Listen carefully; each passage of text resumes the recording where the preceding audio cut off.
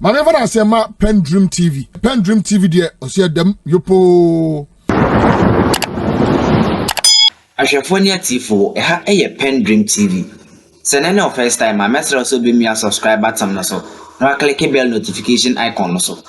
Like na share dwumadi no ma afoforo ensa enkabi. Sene nombo ene Honorable George Kwaku Rekes Hagan oye deputy minority leader Eddie Ensembi atudwa. Na mepeso be kame ho na yati omonsem no enchiremu. Ansa na ebeko no. Subscribe to channel no. Like na share dwumadi no ma afoforo ensa enkabi. Yenti ensema Senanombo ene Honorable George Kwaku Rekes Hagan oye deputy minority leader Eddie atudwa. We have the deputy majority leader on the line. Honorable George Kwaku Rekes Hagan. Good morning, Honorable. Oh, good morning, man.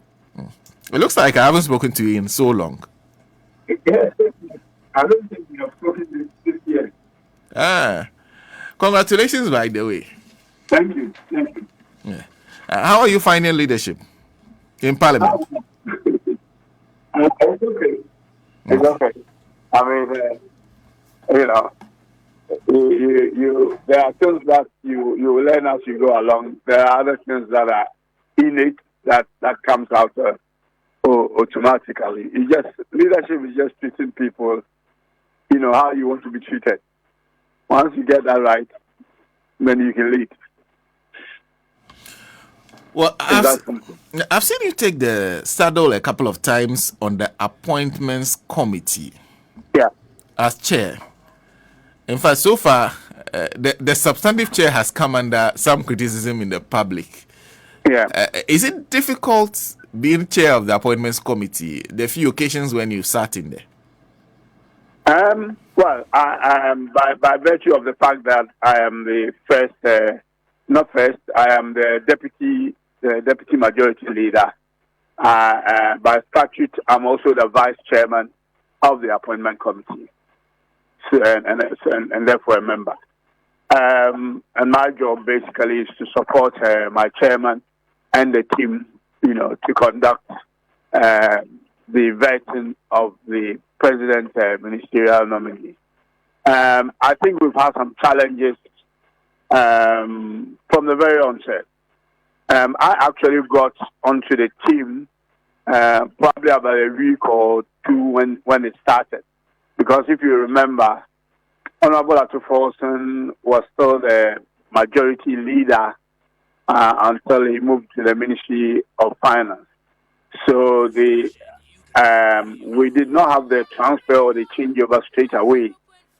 And we had it about a couple of weeks later when it was complete. So, yes, we have had some challenges, and then the chairman, I believe, had unfairly come under some criticism. Before I got to the committee myself, I didn't think the chairman, was weak, but for some few clips that I watched, I thought the chairman was being extra lenient to our friends on the other side. So, because I know Honorable Ahafo, and he's not a weak person. I have had a chance to work with him closely when I was a ranking member of the Privileges Committee. So he's a guy who is very astute with the laws of this nation and of Parliament. But he's also somebody who I believe is considerate. And sometimes if you are considerate or you try to be lenient, which is not a bad thing, it can be misconstrued as weakness, especially when your opponent or the person you are being lenient to is abusing those privileges that you are giving them or the hand of friendship or whatever you are giving them. Then it exposes you as weak. But I don't think the description that been labeled on him in the media is exactly the sort of character that he is. In fact, your first entry into the appointments committee, and correct me if I'm wrong, is as leader. That must be quite some baptism of fire. I have lived all this before in my previous life. So to be honest with you, whatever I do from now on is not really a baptism of fire. The rule may be different, but it's not one that I haven't got the skills to cope with. So I especially watching it from afar before I joined the committee, I could see certain things that I believe, needed to be put right. I mean, first of all, I think we had an agreement, or there is some kind of agreement in place which has been there for years as to how much time is given to the leaders to speak, especially the minority leader. And I do understand as well that they cooperated with us, obviously, to get the president nominees through as quick as we could.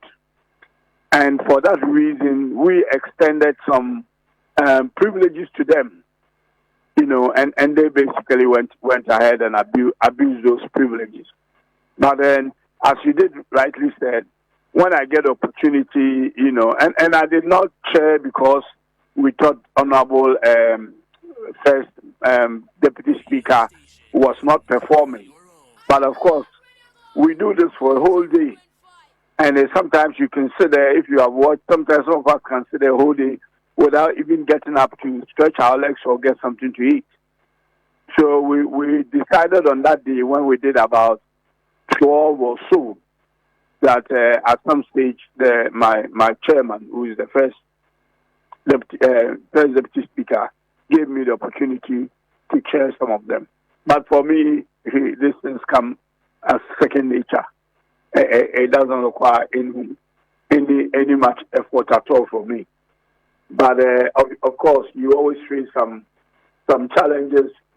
When I chaired, I had some similar challenges that Honorable Anthony Martin was obviously posing, and I dealt with it, and then some of the members and all that, and we were able to smoothly complete. Of course, they worked out, but we were able to smoothly complete the rest of the version of the nominees.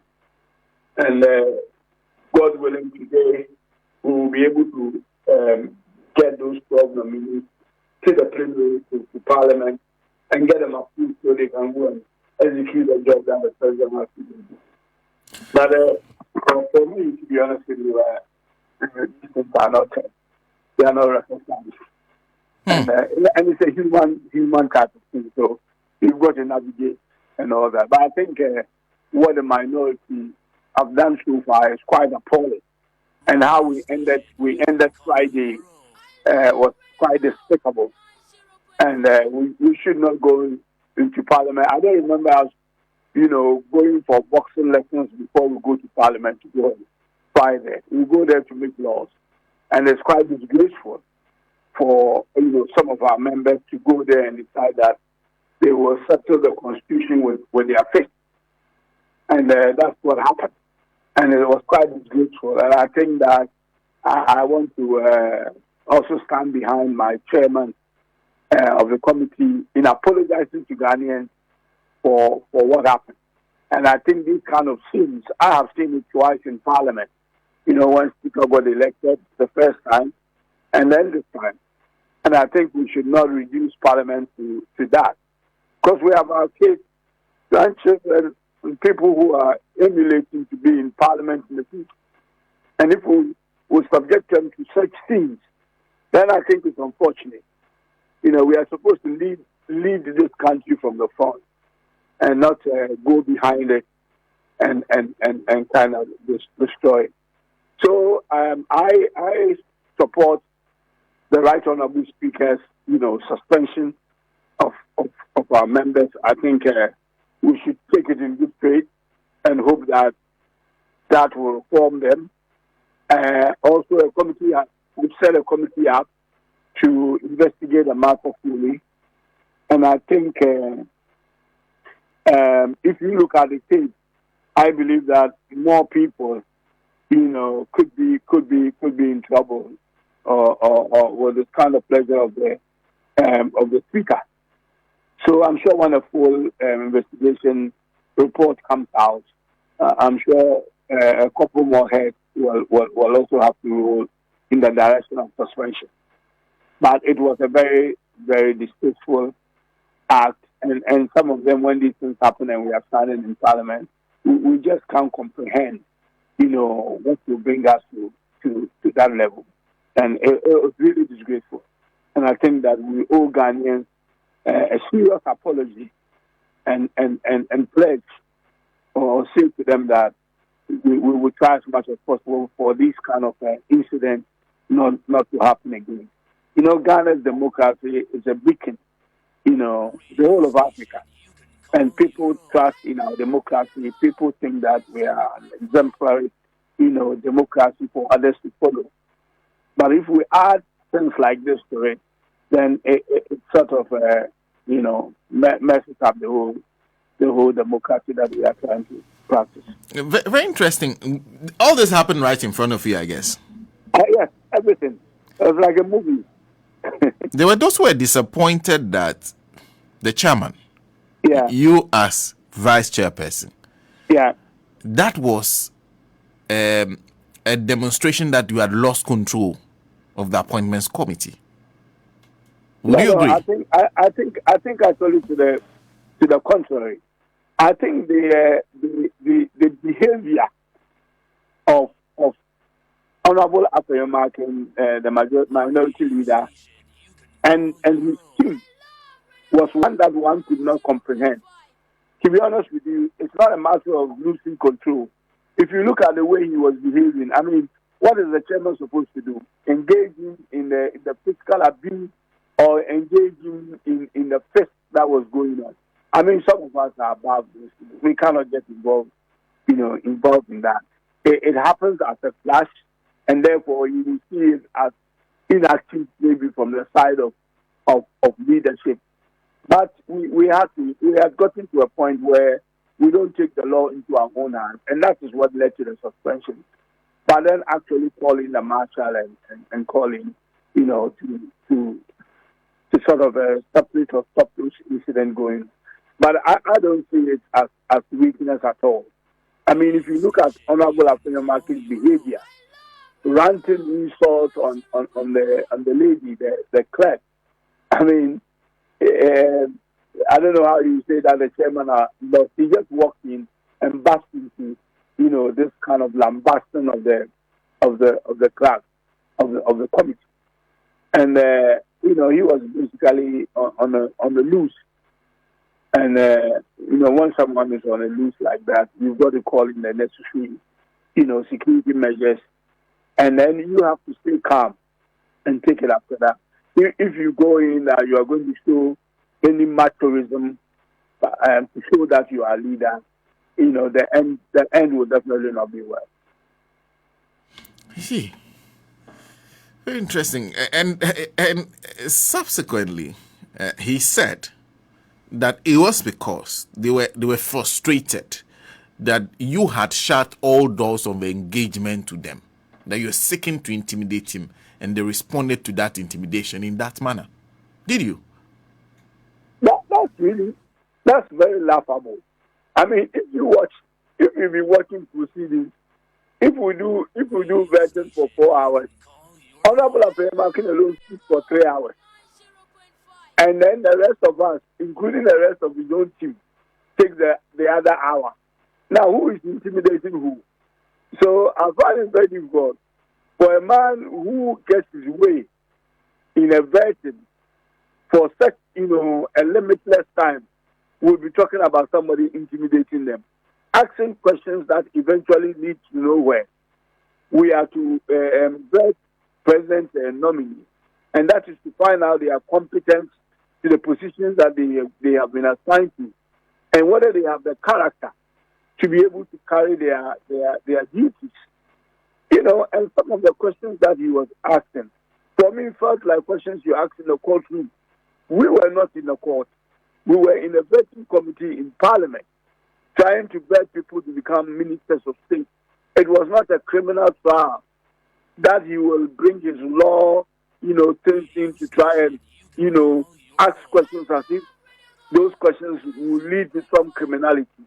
In the end, it became a waste of time, waste on everybody's time, because those things did not lead anywhere, and he didn't get anything out of it. If he gets to the end of the war, then basically he starts a new, a new questioning. So none of the questions actually led to anything. In fact, if his line of questioning actually led into exposing people or certain things and bringing some character of those people that will make them, unfit for the positions that they've been nominated to, then I'm sure the public and Ghanaians will generally appreciate that this honorable member is actually bringing something serious out of this verdict. But it was a useless exercise, and it ended up nowhere. It became a waste of time. And as I said, he could take 3 or 4 hours. So basically, when he's talking, the whole place gets dominated by him. And the rest of us sit down as if we're a church congregation and listening to the pastor. And that cannot continue, obviously. It cannot continue. It doesn't matter how limitless time that he has. I mean, for instance, supposing a veteran should take, I think veterans should not take more than 2 hours. But in the unusual circumstance that we do vetting for more than 2 hours or 3 or 4 hours, you cannot have one man, even if we agree that we're going to do vetting for 4 hours, you cannot have one man, doesn't matter who he is, to speak for 3 hours out of that 4, while the rest of us all sit in silence and listen to him. Because he's what? That's unacceptable. And trying to settle personal scores with nominees. This exercise we're doing is not for Honorable Attãck. It's for us to support the president in approving his nominees to work for Ghana, which the president has promised. It's not for one man to come and take that as an opportunity to settle his own scores or people that he believes have done something against his party to settle scores with them. And it looked as if most of the time he was taking instructions from his party, because he repeatedly kept talking about he has to, answer the calls of his superiors, which is the party. So it looks as if he was not there on his own, but he was there to settle scores for the former president, his wife, the party. If you look at the Honorable Kofi Amabo's issue on what he is presumed to have said to Nana Akufo-Addo that made the first lady, former first lady, angry. It was what we were going to be subjecting vetting to, that your vetting could go on to, people that they are saying you have insulted in the past the former president, and therefore that should stop your appointment of going to work for Ghana. It was ridiculous that we even admitted those things. But he was making those points so forcefully. And then, of course, we knew we have the majority. We knew whatever happens, we will pass our nominees. So some of the theatricals we were not too worried about. Maybe that you could take as a fault, and that may give a perception of weakness, because we thought that there's no need in engaging him. Let him have his say, as they say in politics, and we will have our way. But maybe going forward, that has to be changed, because the perception that he gives is not the optics are not good. Ghanaians elected us overwhelmingly to have a majority that they believe we can do anything with. So for us to go and look like we were building consensus, which we thought was the right thing to do politically, to keep a peaceful climate in this country as far as our politics is concerned. But if the person that you are extending those courtesies, decide to abuse them, then going forward, you don't need those courtesies, because, Ghanaians have given us the numbers to do their work. And therefore, we will not, be engaging anyone who is trying to drag the process behind. But he's also indicated that they will not be bullied. Well, I don't know the bullying he's talking about. This is the man who talks 3 hours in a 4-hour for our, what is it called, veteran. Who is bullying who? I mean, I'm trying to understand his interpretation of the word bullying.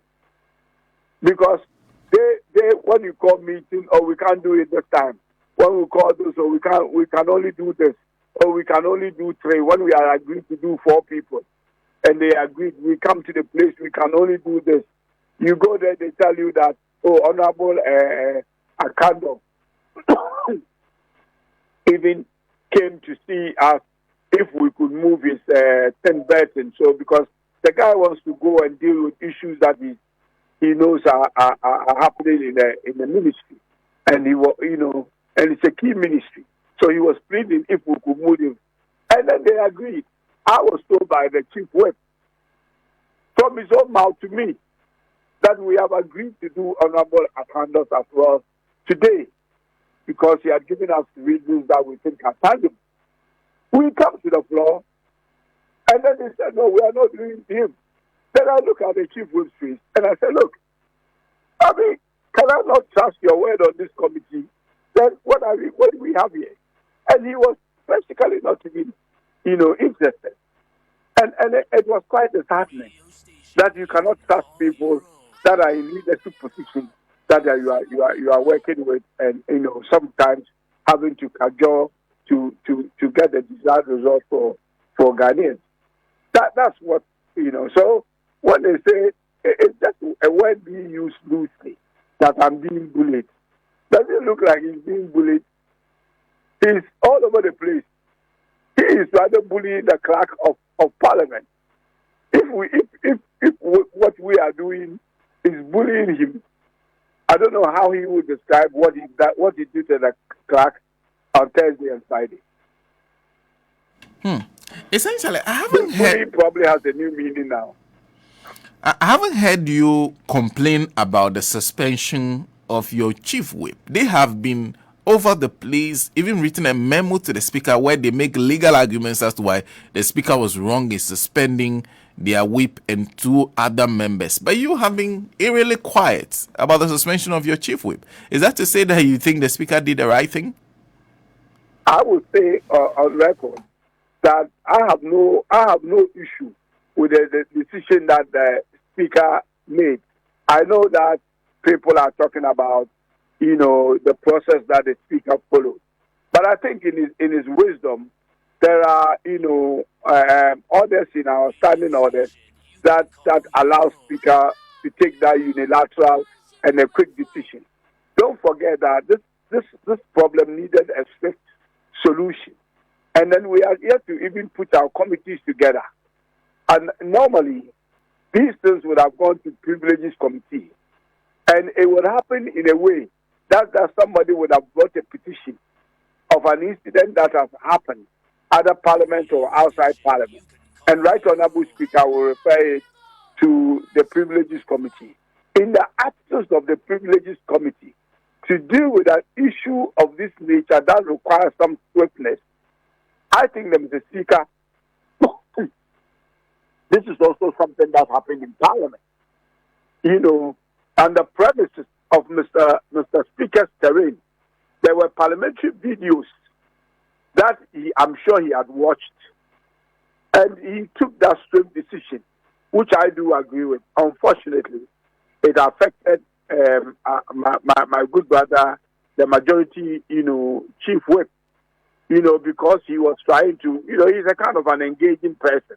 He was trying to, sort of broker a deal or have some peace somewhere. But when you look at being in the center of things, you might misconstrue it. And then the videos I've seen, he had his back towards us, where the videos from the videos I was. But what I was present, so I saw the video from us. I saw the scene from all different angles. So unfortunately, he became a victim of that incident. And sometimes in life, you every action you take, that action has consequences, and he suffered the consequences for the role that he played. But it is obvious when you look at the video all round, you will realize that, and I know more names will come out, because there were people who were doing worse than what he was perceived to have done, and their names have not come out. But I'm sure when the full investigation is carried out and the videos are watched from all angles, more heads will roll in the direction of suspension. So yes, we take our faith, and I don't think that there's any need in us challenging Mr. Speaker's rulings. It's about time some discipline is instilled in Parliament so that we stop certain behaviors, especially those who have come, the new ones who have come. This is not the type of demonstration we want to show them and to get them engaged. I mean, it's unfortunate we have a first-timer who were engaged in this. I mean, that is sad, and that should not continue.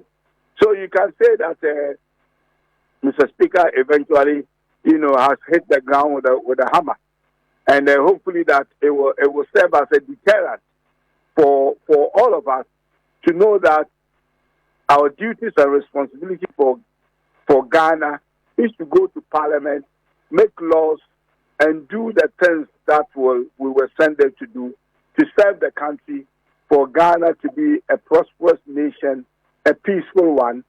And then we don't, if the country becomes violent, it means its leaders are leading by example on what we've been doing. And that to me was very unfortunate. It's not an act that I will not in 100 years get involved in. It's not my style, and it should not be anybody's style. When you are in a house where you are paid by taxpayers' money to do a job for them, you choose a boxing match. I mean, if you want to box, please make your bookings and go to Bukom or wherever you can box from, but not in the House of Parliament. Did you bring NDC supporters into the premises to shout at them and threaten them on the day in question? And also, on many other days, they say when they are coming, there are NDC supporters, the premises of Parliament, abusing them verbally, sometimes pushing them all over the place, trying to intimidate them. Is that what you're doing to them in Parliament? You know that by tradition, and I'm sure you've seen many veterans over the years, whether it's by NPP government or NDC government, where when people are nominated, people get excited in their constituencies. The chiefs, friends, family, party people get excited, and everybody wants to come and support their own who has been, been lucky to be nominated by His Excellency the President. Look, in my constituency and in the central region, people ask for MPs to hire buses for them to come and support. Some have not even been to Parliament before, and the Parliament is the people's house, and they see it as an opportunity to visit the House of Parliament where their own is being vetted. Nobody brings them as coming to cause trouble. Nobody brings them as foot soldiers. They come with the nominees. And even because of that, we have put restrictions on the number of people who can enter the chamber. But that doesn't bother them. They just want to be around in the environment where the vetting is conducted, so they can say that they too. I was even suggesting the other day, or somebody suggested to me rather the other day, is that would it be difficult for Parliament to put, you have a huge premises, for you to put tents and put screens there, so that instead of people walking around, which itself has security, problems, to sit under these tents and watch proceedings from these big screens. And I think it's doable. It's like how people go and watch football matches on screens, so that it brings some sanity to Parliament, and then they don't disrupt or interrupt the work of the members of Parliament, and that nobody feels intimidated. I mean, of course, if people are walking around the premises of Parliament, you don't know who they are, you are a member of Parliament, your life is at risk. You don't know who has come there to do what. So if people said they felt intimidated, I do agree, but I don't think there was any intentional, plot to intimidate our friends on the other side. Maybe our people on our own side, may also have felt intimidated by the people who are just walking about, entering lifts and all that. And all when you see them in their eyes is excitement. They are happy to be in Parliament. They are happy to come and support their nominee. They are not there to. In fact, after all, the fist fight that happened in the appointment room. Did you, by any chance, see any NDC or anybody who describe as or they describe as staff involved in the fight? It was members of Parliament fighting themselves, honourable members, so-called honourable members, putting on a despicable, show on the floor to the eyes of everyone and the world. And they're talking about intimidation, and they're talking about being bullied. I mean, I think those words have lost their true meaning in Oxford Dictionary. Well, there are a lot more things to raise, but we have to leave it here. I'm sure I have to let you go because I today you are sitting, right? Yeah, we are sitting. We are hoping to take our report that we worked on Friday. Was the minority part of the discussions leading to that report being put together? Well, of course, they were part of some of the vetting, and then at some stage they walked out. The report has been done by the clerk's office. I have received a copy, just like every leader or every member of the committee. This is a draft copy that we are going to. I believe they should be furnished with copies. But then, of course, they did not participate or partake in the second half of the vetting we did on that day. So, I mean, I don't know what their comment will be. If they have any. Well, in the absence of your whip, would you be able to get the numbers in Parliament in case they decide to oppose en masse? Well, for decision making, we need not for decision making. For us to have a quorum, you need 1/3. For us to make a decision, you need 50%. We have both. At the appointment level, when we had a quorum to vet, we had a quorum to make decision, which was a consensus by those of us present. When you are building consensus, it's not an NDC NPP consensus; it's a consensus by the members of the committee. And so the quorum we had, we were able to also get it through by consensus. The report comes to the chamber today. We have the 1/3 to form a quorum, and we have the 50% to also make a decision. So it is up to them what role they want to play today in doing the people's work. And the last question that's on everybody's minds: what will change about the appointments committee and the vetting process? Because the matter of unlimited questions being asked, some of the questions people are wondering where you go with the questions.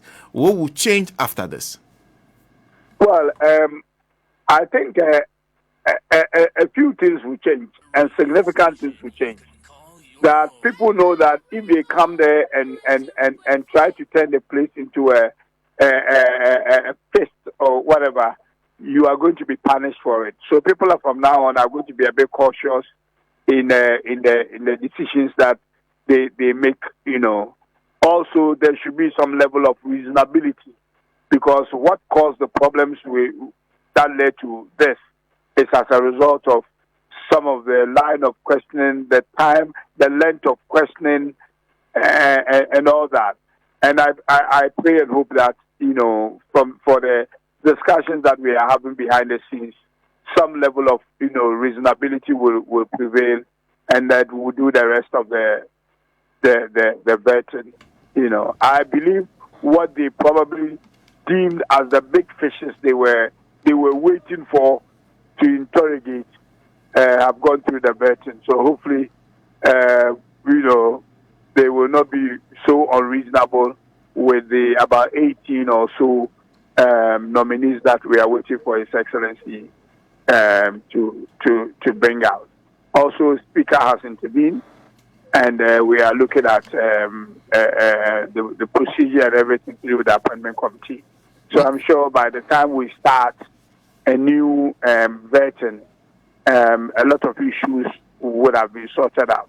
And I pray and hope that people stick to whatever arrangement that we are able to put in place to bring sanity into this whole process. Ask people questions that will give Ghanaians the opportunity to assess the nominees that they are fit for the rules that His Excellency, is giving them, but not to be talking about people's wives and where they live, whether they rent the property or they I didn't understand. I had no problem with the questions being asked because we are sending people to responsible positions and we need to know a bit about them to assess their character and their fitness. But some questions were just ridiculous. It was like you are in a courtroom and you would expect that if you're asking somebody something, I wish like you ask somebody that, do you rent your house or you own it? And the person says, no, I rent it. And you have some information to say that the person actually doesn't rent the house, but he owns it. Then we'll be getting somewhere. This first question about whether they pay their rent in dollars and in cities, well, we all do know that certain practices happen in this country that should not happen. This is a city denominated, it's a city country, not a dollarized one. Therefore, it is illegal for anybody to make any payment in dollars. We know these things happen, but then, it's hard to prove these things and all that. Or maybe people dollarize their prices, but then they take the money in cedis. Actually, doesn't mean they are charging in dollars if you don't pay dollars to them. And I don't think that the nominee should be subjected to whether he pays dollars or pays cedis. He works in Ghana, gets paid in cedis, so you should presume. This is not something you should ask. Every Ghanaian will presume that he used cedis to pay. If he is paying his rent in dollars, that would be troubling. That he goes through the pain of changing his cedis to go and pay a rent in Ghana in dollars. His landlord doesn't live in Europe. That he say, I'm paying my landlord in Europe, so I have to spend dollars. And to ask such a question, to waste a precious time, it's just ridiculous. And I have, my honorable brother, Honorable Affair back in here, and I do have a chat from time to time. And then, of course, I'm a senior brother, so sometimes I chip in a word of advice, and I hope he takes them. But he's a leader of the minority, so he can do what he did. It's quite interesting when you talk about having conversations behind closed doors, because nowadays it seems everything you say behind closed doors, he either comes to reveal whether it's the truth or a lie. We are unable to tell, including one instance where he's talking about even the vetting of the Greater Accra Regional Minister. Yeah, I mean, this is really unfortunate. Remember I said earlier on that I was told when we went into conclave that Honorable Akando, for some reason, wanted his vetting, to be moved forward. I mean, he came to plead. It's not by force that we should move it forward, if that can be done, because the time that he had been given had passed, and everything had been pushed, forward. So he wanted to find out whether, he should have been vetted some other day. It didn't happen. So whether they could do it earlier or whatever. And it was the MPP led by the chief whip who told us, me to my own ears, that they have accepted to do that. And so we're going to add him to the list for the day. Only to get there, and they said, we can't do him. We will have to do it tomorrow. And it wasn't like time was fast spent. No, Honorable Affair has spent his ungodly hours, ranting on about things. But we still had time to do it. And so I looked at his face and said, I mean, don't we have any trust, as leaders anymore, that you say one thing, close doors, and we come out and the story is different? How can we work together? I mean, I didn't get angry with him or anything, but I was shocked, because for me, gentleman's agreement are the things I've operated in all my previous life and my professional life. But when you have a gentleman's agreement, you honor it. You don't come out and say because we did not write and sign it, you can get out of it by saying a different story or saying that did not happen. And that's worrying. We've got to get back to basics and believe in ourselves and trust one another to get the business of Ghana done. Thank you. Thank you very much for speaking to us. My pleasure.